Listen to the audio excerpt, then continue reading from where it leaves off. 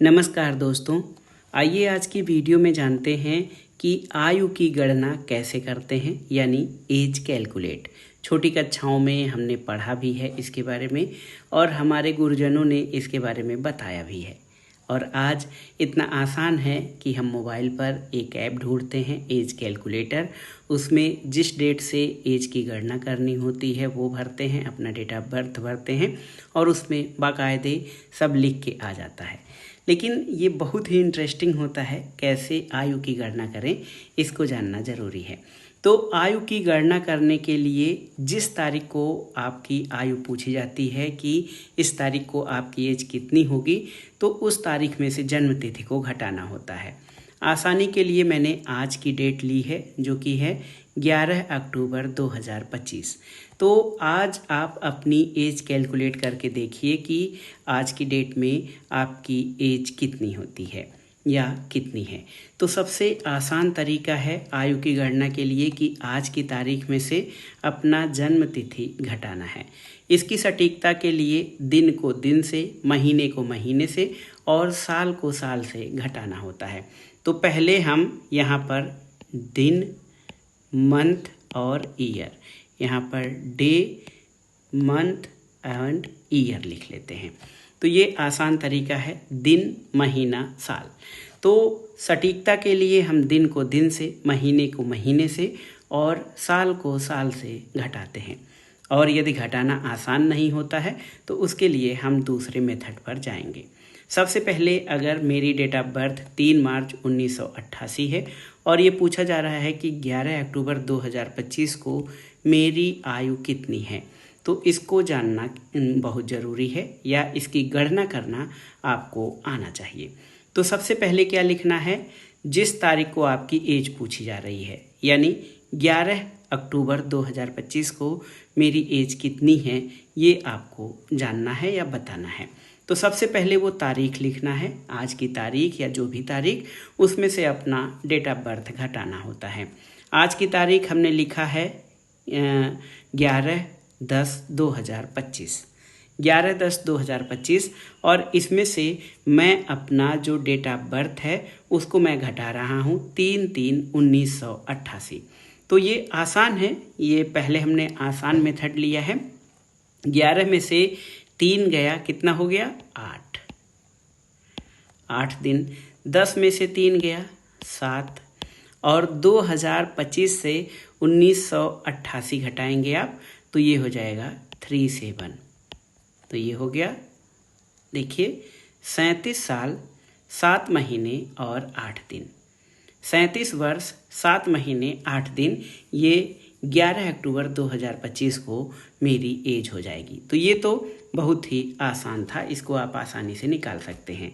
लेकिन समस्या कहाँ आती है, समस्या ये आती है कि जब घटाना आसान नहीं होता है, जैसे दिन की संख्या छोटी हो तो क्या करना है। तो दिन की संख्या छोटी होने पर हमको पहले बताया भी गया है, लेकिन आइए समझते हैं। 11/10/2025 को एक व्यक्ति हैं जिनका जन्म 13/12/1995 को हुआ है, यानी डेट ऑफ बर्थ किसी की 13 दिसंबर 1995 है। तो उनके आयु की गणना कैसे करेंगे। तो सबसे सही तरीका क्या होता है, जब घटाना आसान नहीं होता है तो दिन की संख्या अगर छोटी होती है तो हम महीने में से उधार लेते हैं।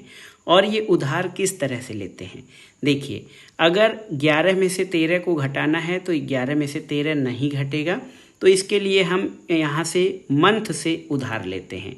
अगर ये अक्टूबर मंथ है तो ये 31 दिन का होता है और इसमें से हम 11 में 31 जोड़ेंगे। एक महीने उधार लेने के लिए दिन की संख्या में 30 या 31 जोड़ना पड़ेगा। तो हम अक्टूबर है, अक्टूबर मंथ है, तो अक्टूबर में 31 दिन है और यहाँ से हम 11 में जोड़ेंगे तो ये हो जाएगा 42 और 42 में से हम 13 घटा देंगे तो कितना हो जाएगा, ये हो जाएगा 29 दिन।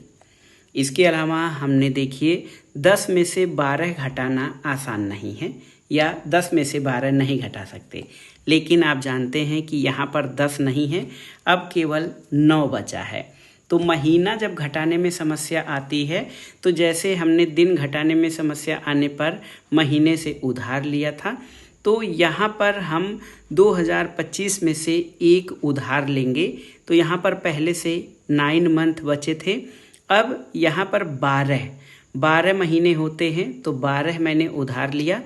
2025 में से 12 मैंने उधार लिया, 12 9 21, 21 में से 12 जब जाएंगे तो ये बचेगा 9। यहाँ पर 21 में से 12 निकालने पर 9 बचेगा। और 2024 है, क्योंकि एक वर्ष यहाँ से हमने पहले ही मंथ में उधार ले लिया है, तो 2024 में से 1995 घटाने पर कितना हो जाएगा? 29। तो ये हो जाएगा 29 वर्ष 9 महीने 29 दिन। तो ये बहुत ही आसान है। जब दिन घटाने में आसानी नहीं या दिन घटाने में कठिनाई होती है, दिन की संख्या छोटी होती है, तो महीने से एक उधार लिया जाता है। और महीने में 30 या 31 दिन होते हैं, तो गणना के आधार पर सही संख्या जोड़कर हम उसमें से घटाते हैं। महीना घटाने में समस्या आती है तो साल से एक उधार लेकर, एक साल में 12 महीने होते हैं, इसलिए महीने वाले संख्या में हम 12 जोड़ते हैं और फिर उससे महीने को घटाकर सही गणना कर सकते हैं।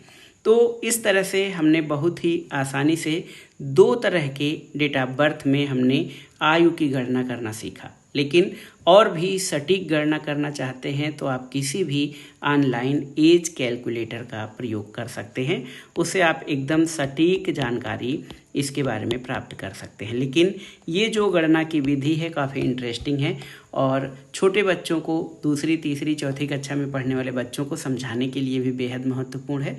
और ऐसे भी मैथ्स या उसके जो भी क्वेश्चंस होते हैं वो इंटरेस्टिंग होते हैं, किसी भी उम्र के लिए हमारे लिए वो रोचकता पैदा करते हैं, जिज्ञासा पैदा करते हैं।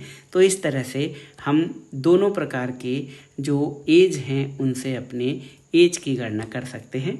और अगर आपको इंटरेस्टिंग लगा हो तो इसको शेयर भी करिएगा और जो भी छोटे बच्चे हों उनको समझाने का प्रयास करिएगा कि कैसे वो सही एज कैलकुलेट कर सकते हैं। तो ये था आज का वीडियो आपको कैसा लगा हमें कमेंट बॉक्स में बताइएगा। वीडियो देखने के लिए धन्यवाद। नमस्कार।